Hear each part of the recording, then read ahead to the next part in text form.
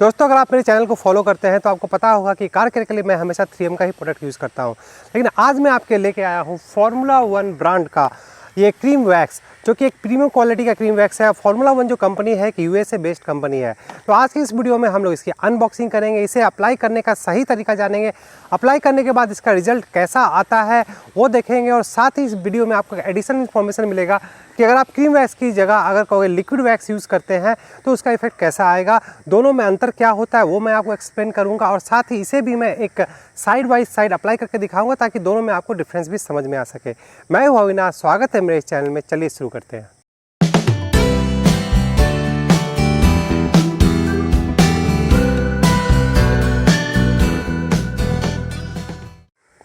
दोस्तों फार्मूला 1 के जो प्रोडक्ट है वो अमेजोन और फ्लिपकार्ट दोनों जगह अवेलेबल है। यहाँ पर आप देख सकते हैं ये आपको हाई ग्लॉस साइन प्रदान करता है। साथ में ये आपको वाटर बीडिंग प्रोटेक्शन, अर्थात इसे अप्लाई करने के बाद आपके कार के सरफेस पे वाटर एक्यूमुलेट नहीं होगा, जो कि मैं आपको दिखाऊंगा अभी। तो नेट वेट दोस्तों आप इसका देख सकते हैं 230 ग्राम है। और ये इसका बॉक्स है दोस्तों, यहाँ पे आप देख सकते हैं इसके ऊपर में ये कैप है जो मैं आपको रिमूव करके दिखाऊंगा। उसके पहले हम लोग इसकी डिटेल्स को यहाँ देख लेते हैं। क्योंकि दोस्तों यहाँ पे अगर आप देखें तो ये एक मेड इन यूएसए प्रोडक्ट है और इसे इंडिया में इंपोर्ट किया गया है बाय मैट्रिक्स 1। तो यहाँ पर दोस्तों इसके मैट्रिक्स 1 के जो सारे डिटेल्स यहाँ पे दिए गए हैं। अगर आप यहाँ पे एमआरपी देखें तो ये 550 है दोस्तों। ये मुझे 480 रुपीज़ पड़ा है। कभी कभी आपको सेल के दौरान ये उससे भी कम प्राइस में आपको मिल जाता है। आपको प्लास्टिक का कैप मिलता है, इसे मैं खोल देता हूँ। तो इसे खोलने के बाद दोस्तों ये कुछ ऐसा दिखाई देता है। इसके साथ आपको एक एप्लीकेटर मिलता है तो जो दोस्तों फोम बेस्ड है। क्योंकि दोस्तों मैंने 3M का भी क्रीम वैक्स यूज़ किया है, तो अगर उसके कंपेयर में बताऊं तो जो इसकी फोम की जो क्वालिटी है उतनी अच्छी नहीं है। 3M के साथ जो आपको एप्लीकेटर मिलता है उसकी क्वालिटी बहुत ही अच्छी होती है।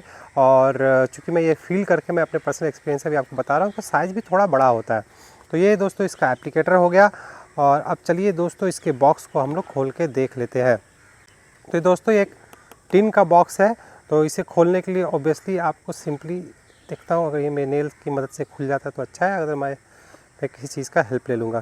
तो इसका बॉक्स ओपन हो गया है। अब हम लोग इसे खोल लेते हैं। तो दोस्तों फार्मूला 1 का प्रोडक्ट मैंने भी कभी यूज़ नहीं किया, इसे मैं भी पहली बार यूज़ करूँगा। और ये आप देख सकते हैं इसके ढक्कन पर भी ये लग गया है। तो जहाँ तक दोस्तों अगर मैं फर्स्ट इंप्रेशन की बात करूँ तो जो इसका वैक्स है ये कंपेयर टू 3M बहुत ही ज़्यादा थिक लग रहा है मुझे। 3M का आप वीडियो देख लीजिएगा, मैं उसका लिंक डिस्क्रिप्शन बॉक्स में डाल दूँगा। उसका दोस्तों जो क्रीम वैक्स होता है वो इतना थिक नहीं होता है। अब मैं इसे थोड़ा सा अपने फिंगर पे भी उठा के देख लेता हूँ। तो यस दोस्तों ये 3M के कंपेयर में थोड़ा थिक है और इसमें जो येलोनेस है ये भी 3M के कंपेयर में थोड़ा ज़्यादा है। तो ये दोस्तों हो गई इसकी कंप्लीट अनबॉक्सिंग।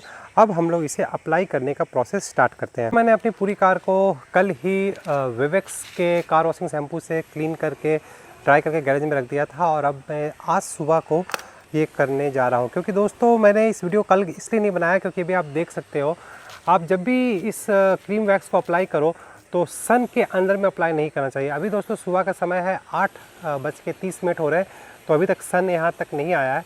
तो इस चीज़ का आपको ख्याल रखना है, डायरेक्ट अंडर सनशाइन आपको अप्लाई नहीं करना है, नहीं तो इसका इफेक्ट आपका सही नहीं आएगा। तो अभी ये शेड में खड़ा हुआ है।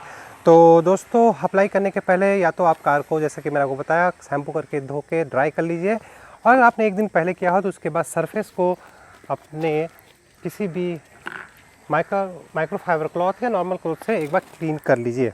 दोस्तों मैं आज अपनी पूरी कार पे ही इस वैक्स को अप्लाई करूँगा, लेकिन इस वीडियो पर्पज़ के लिए मैं आपको अपने बोनेट पे अप्लाई करके दिखाऊंगा। जैसा कि फार्मूला 1 का जो क्रीम वैक्स है इसे मैं आपको मैक्सिमम पार्ट में अप्लाई करूंगा एक सेपरेटर देके, और एक बाकी छोटे से एरिया में मैं आपको ये जो लिक्विड वैक्स है उसे अप्लाई करके एक कंपैरिजन भी आपको दिखाऊंगा। तो दोस्तों मैंने अपने सरफेस को क्लीन कर लिया है। अब मैं आपको एक सरफेस का क्लोज लुक दिखा देता हूँ ताकि आपको अप्लाई करने के बाद डिफरेंस समझ में आ सके। तो दोस्तों अगर आपको विजिबल हो तो मेरे बोनेट पे कुछ माइनर स्क्रैचेस हैं, लेवल 1 के स्क्रैचेस लगे हुए हैं। होपफुली आपको ये समझ में आ रहा हो। क्योंकि मैं रेगुलर ही अपने कार को वैक्स करता रहता हूँ, इसलिए मेरे सरफेस पे आप देख सकते हो ऑलरेडी एक साइन है। लेकिन जो अभी मैं लास्ट अप्लाई किया था वो अराउंड 6 महीने से भी ज़्यादा हो गया है। तो इसीलिए दोस्तों अभी आपको होपफुली कुछ fine lines and scratches bonnet पे दिखाई दे रहा हो। तो दोस्तों सबसे पहले आप अपने एप्लीकेटर को ले लीजिए। एप्लीकेटर को लेने के बाद आप थोड़ा सा वैक्स एप्लीकेटर पे लेके इसे पूरे सरफेस पे पहले डैप कर दीजिए। डैप करने से दोस्तों जब आप इसे सर्कुलर मोशन में अप्लाई करना शुरू करेंगे तो यूनिफॉर्मली पूरे सरफेस पे लगेगा।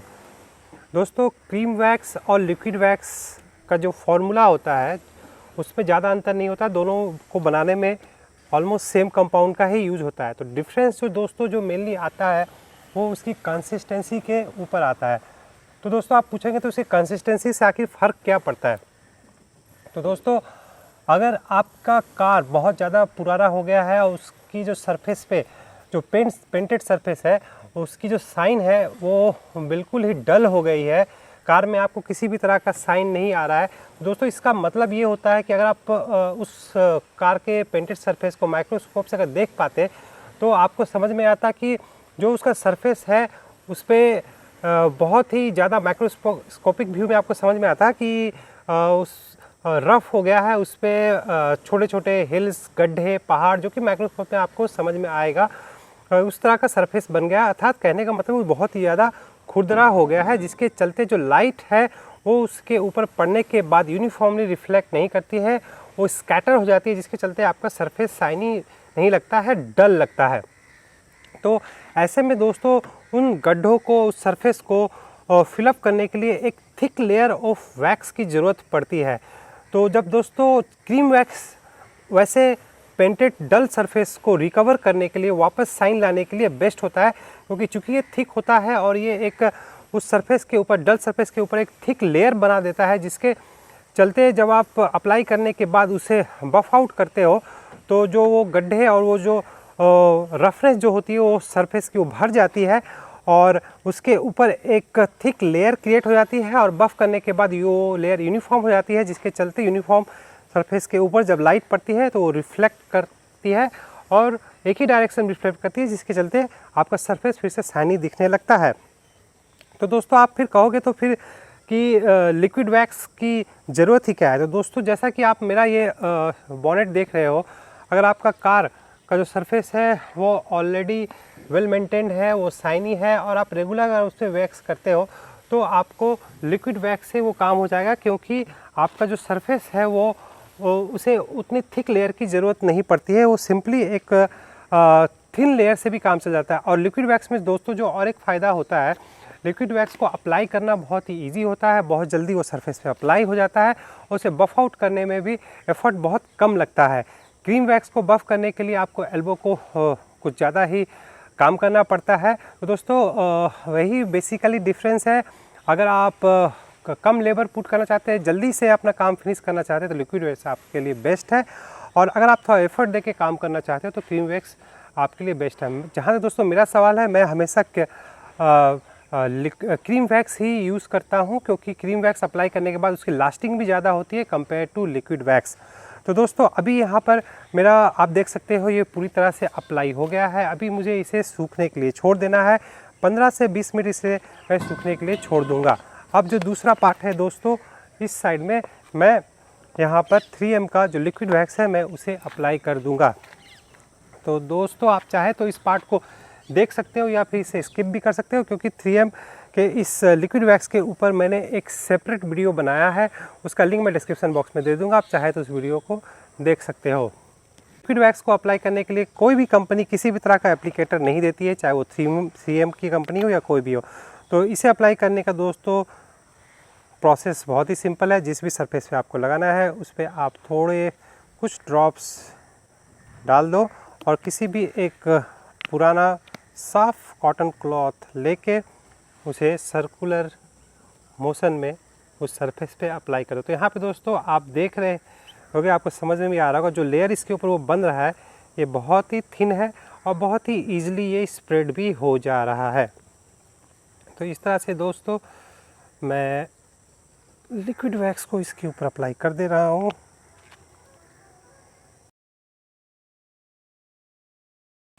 तो दोस्तों अब मेरा लिक्विड वैक्स भी अप्लाई हो चुका है। अप्लाई करने के बाद आपको ये कैसा दिखेगा वो मैं आपको क्लोज व्यू दिखा देता हूँ। दोस्तों किसी भी तरह के वैक्स पॉलिश को अप्लाई करने के बाद आपका सरफेस थोड़ा मैट दिखने लगेगा, चाहे वो क्रीम वैक्स हो या फिर लिक्विड वैक्स हो। यहाँ पे आप देख सकते हो जो लिक्विड वैक्स का सरफेस है वो कुछ ज़्यादा ही मैट दिख रहा है कंपेयर टू क्रीम वैक्स, जो क्वाइट ऑब्वियस है दोस्तों, क्योंकि ये बहुत ही थिन लेयर बनाता है और पूरी तरह से फैल जाता है, और जो क्रीम वैक्स होता है वो तो थिक लेयर बनाता है, इसके चलते ये आपको स्पॉटी स्पॉटी नज़र आ रहा है। लेकिन दोस्तों बफ़ करने के बाद एक्चुअल आपको रिज़ल्ट ये पता चलेगा। तो अभी हम लोग इसे सूखने के लिए छोड़ देते हैं। 15 से 20 मिनट के बाद कम्प्लीटली ड्राई होने के बाद इसे हम लोग बफ़ आउट करेंगे। ड्राई होने के बाद इसे कैसे चेक करना है वो भी मैं आपको दिखला दूंगा। तो दोस्तों अराउंड 20 मिनट टू 25 मिनट हो गया और आप यहाँ देख सकते हैं पूरी तरह से ड्राई हो गया। अगर आप दोनों में डिफरेंस देखोगे तो ये जो एरिया है दोस्तों आपको मैट दिखाई दे रहा होगा, लेकिन इसमें वाइटनेस कम आई है। जबकि यहाँ पे आप देखोगे तो ये ड्राई होने के बाद मैट है, लेकिन इसमें वाइटनेस ज़्यादा है। कारण है वैक्स। वैक्स इसमें का जो कंटेंट होता है दोस्तों क्रीम वैक्स में ज़्यादा होता है, जिसके चलते लेयर भी थिक होती है और ये आपको वाइटनेस दिखाई देती है। और यही कारण है दोस्तों जब आप इसे बफ़ करते हो तो ये एक थिक लेयर छोड़ते हुए ये एक ज़्यादा कंपेटिवली साइन देता है compare to liquid wax. Liquid wax दोस्तों जैसा कि मैंने आपको बोला तभी अप्लाई करना है, तभी यूज़ करना है जब आपका सरफेस डल नहीं हो गया हो, उस पर थोड़ा साइन हो। अगर आप रेगुलर वैक्स करते हो तो आप लिक्विड वैक्स यूज़ कर सकते हो। रेगुलर वैक्सिंग के लिए आपका लिक्विड वैक्स बहुत ही अच्छा है। अगर आपका सरफेस बहुत ही ज़्यादा डल हो गया हो, फॉर अ लॉन्ग टाइम आपने वैक्सिंग नहीं किया हो, साइन ऑलमोस्ट ख़त्म हो गई हो, तब आप ओबियसली और वैक्सिंग स्टार्ट करना चाहते हो तो क्रीम वैक्स से ही स्टार्ट कीजिए। तो दोस्तों ये हो गई ड्राई होने के बाद। अब मैं आपको दिखाता हूँ कि आपको कैसे समझ में आएगा कि ये ड्राई हुआ है नहीं। किसी भी एरिया जब आप फिंगर डैप करोगे तो यहाँ पे आप डैप करने के बाद वहाँ पे आप देखिए, अगर आपका समझ में आ रहा होगा, अगर आपका फिंगर प्रिंट उस पर नहीं आ रहा है, इसका मतलब है कि वो एरिया ड्राई हो गया। प्लस आपके फिंगर पे भी किसी भी तरह का वैक्स नहीं आएगा। जब ये ड्राई नहीं होता है तो आपके फिंगर पे हल्का हल्का वैक्स आता है और आपको ये समझ में भी आता है। तो दोस्तों ये हो गई कंप्लीट बात ड्राई होने के बाद। अब सन ऑलरेडी यहाँ तक आ गया है, तो इसे जल्दी से मैं आपको बफ़ आउट करके दिखाता हूँ कि दोनों का अल्टीमेट फाइनली साइन कैसा आता है। बफ़ करने के लिए दोस्तों जो आपको चाहिए वो है clean microfibre cloth. Microfibre cloth को आप मल्टीपल लेयर्स में फोल्ड कर लीजिए। फोल्ड करने के बाद आपको सिंपली इसे सरफेस पर सर्कुलर मोशन में आपको रब करना है, वो भी बहुत ही हल्के हाथों से। रब करने के समय आपको इस बात का ध्यान रखना है कि आप बहुत ज़्यादा प्रेस ना करें, नहीं तो जो वैक्स आपने सरफेस पे अप्लाई किया है वो आपके माइक्रोफाइबर क्लॉथ पे आने लगेगा। वैसे भी आप अगर हल्के हाथों से भी रब करोगे तो थोड़ा थोड़ा वैक्स आप देखोगे कि आपके माइक्रोफाइबर क्लॉथ पे आ जाता है। तो दोस्तों इस तरह से सर्कुलर मोशन में रब करते हुए आपको पूरे बॉनेट को या पूरे सरफेस को कवर करना है। क्लॉकवाइज और एंटी क्लॉकवाइज दोनों आप ट्राई करो। अगर किसी जगह पे क्लॉकवाइज में आपका साइन नहीं आ रहा है तो आप उसे एंटी क्लॉकवाइज भी रब कर सकते हो। तो इस तरह से दोस्तों मैं इसे फटाफट फिनिश कर लेता हूँ।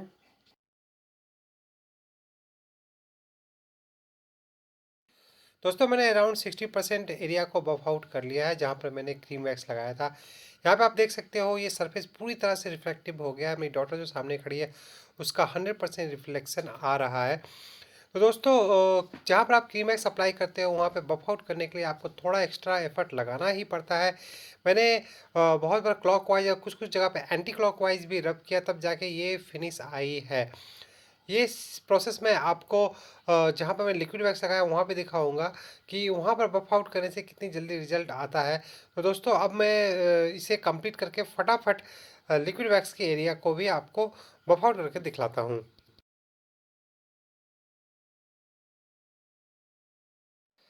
क्रीम वैक्स का एरिया दोस्तों मेरा बफ आउट हो गया है। अब ये लिक्विड वैक्स वाला एरिया है जिसे मैं आपको बफ आउट करके दिखाऊंगा। इस पार्ट को मैं फास्ट फॉरवर्ड नहीं करूंगा क्योंकि मैं आपको दिखाना चाहता हूँ कि जहाँ पर आप लिक्विड वैक्स अप्लाई करोगे वहाँ उसका बफिंग टाइम बहुत ही कम होता है। लिक्विड वैक्स मैंने जहाँ पे अप्लाई किया था उस पार्ट को मैंने 32x के स्पीड से फास्ट फॉरवर्ड कर दिया है, इसलिए आपको ये बहुत कम टाइम यहाँ पे दिख रहा होगा। यहाँ पे दोस्तों मैं आपको लाइव दिखा रहा हूँ, इसे मैं फास्ट फॉरवर्ड नहीं कर रहा हूँ। आप देख के जो साइन यहाँ पे आ रही है वो बहुत ही जल्दी आ रही है, और विद इन मिनट यहाँ पर मेरा वैक्सिंग का काम भी कंप्लीट हो जाना चाहिए। और यहाँ पे आप देख सकते हो ये ऑलमोस्ट कंप्लीट हो गया है। और ये जो फाइनल साइन है जहाँ पर लिक्विड वैक्स मैंने अप्लाई किया था दोस्तों, इतना ही ईजी होता है लिक्विड वैक्स को अप्लाई करके बफ आउट करना। लेकिन दोस्तों ओबियसली इसके कुछ ड्रॉबैक्स भी है, जैसा कि मैंने आपको बताया। तो अब ये स्टिकर है जिसे मैं निकाल देता हूँ ताकि आपको दोनों का कंपेयर समझ में आए। दोस्तों जहाँ तक साइन की बात है, जब आप अप्लाई करोगे तो दोनों का साइन यहाँ पे आप देख सकते हो ऑलमोस्ट सेम आ रहा है। कैमरा में हो सकता है आपको लिक्विड वैक्स का फिनिश ज़्यादा अच्छा आ रहा होगा, लेकिन फिजिकली जब मैं यहाँ पे देख रहा हूँ तो लिक्विड वैक्स और क्रीम वैक्स का दोनों का साइन बिल्कुल ही एक जैसा आया है। यहाँ पर दोस्तों आप फाइनल रिजल्ट देख सकते हैं। लिक्विड वैक्स की जो लेयर बनी है वो थिन लेयर बनी है, और जिसके चलते इसे बफ आउट करना भी आसान था। साइन भी इसमें जो आ रहा है और जो क्रीम वैक्स का है वो ऑलमोस्ट सेम है।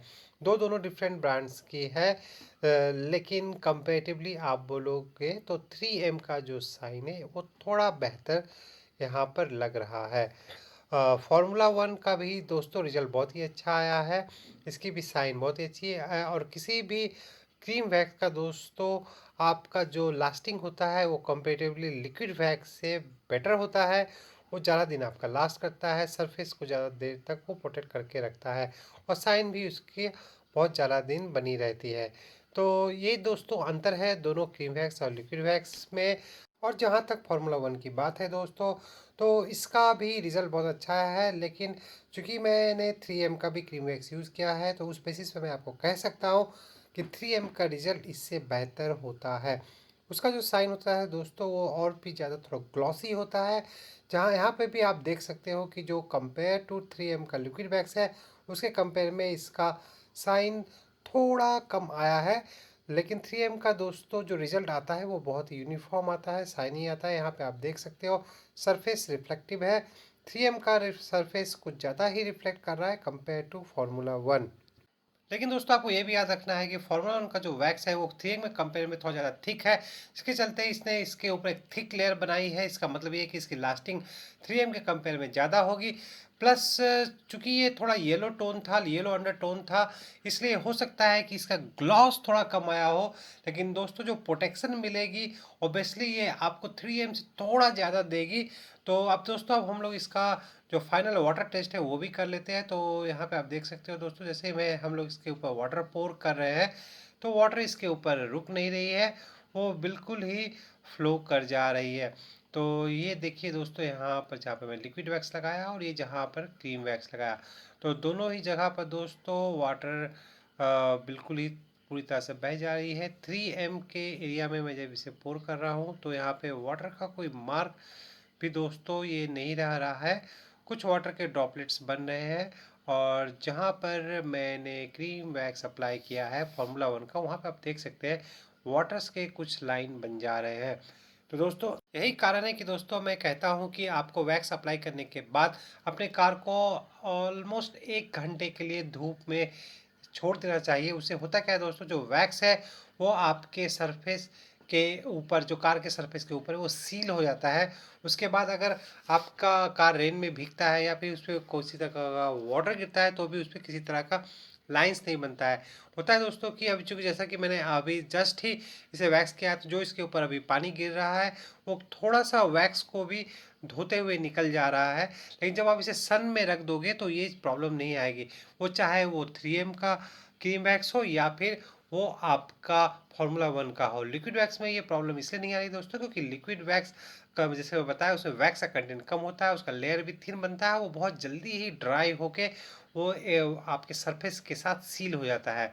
तो दोस्तों इस चीज़ का आपको ध्यान रखना है। आप कोई भी कार वैक्स अप्लाई करो, उसे ज़रूर से अप्लाई करने के बाद, बफ़ करने के बाद, स्पेशली बफ़ करने के बाद दोस्तों, बफ़ करने के पहले नहीं, बफ़ करने के बाद इसे आप सन में छोड़ दो, 1 घंटे के लिए छोड़ दो, उसके बाद ये पूरी तरह से सील हो जाता है। तो दोस्तों इस वीडियो में फ़िलहाल इतना ही। आशा करता हूँ ये वीडियो आपको हेल्पफुल रहेगा ये डिसीजन लेने के लिए कि फ़ॉर्मूला 1 का आपको क्रीम वैक्स खरीदना है या नहीं। कंपेयर टू 3M दोस्तों थोड़ा सा इसमें ग्लॉस कम आया है, लेकिन चूंकि ये 3M से थोड़ा थिक है, इसकी कंसिस्टेंसी हाई है, इस ओबियसली ये आपके सरफेस पे ज़्यादा लास्ट करेगा और आपकी जो ओवरऑल लाइफ इसके ज़्यादा मिलेगी।